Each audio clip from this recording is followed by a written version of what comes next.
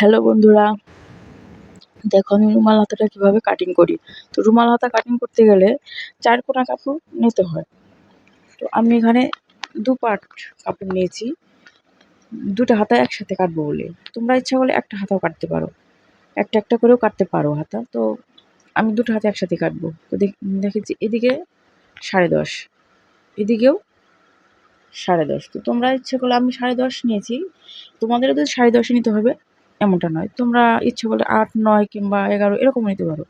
তোমাদের সেটা ইচ্ছা যে কত বড় কীভাবে কাটবে, কতটুকু কাটবে সেই হিসাবে কাপড়টা নেবে।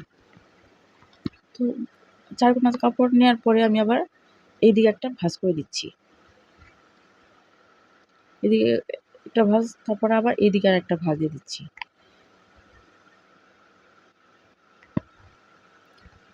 এবার লম্বা অনুযায়ী মাপটা নেবে। রুমাল হাতার মাপ যেহেতু বেশি বড় নেয় না, একটু ছোটোই নেয়। আমি এখানে 4 নিচ্ছি, তোমরা ইচ্ছে করে একটু বড় নিতে পারো। তো আমি 4 নিয়ে নিচ্ছি।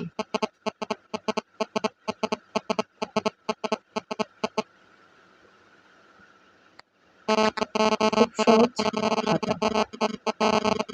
আমার হাতা কাটিং হয়ে গেছে। কাটার পরে এরকম হবে। তারপর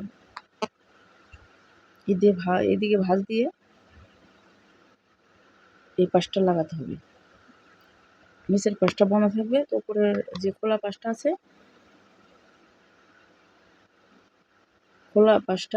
আছে, দুইটা ভাঁজ একসাথে লাগাতে হবে, আর নিচের পাটটা বন্ধ থাকবে, নিচে কোনো সেলাই হবে না।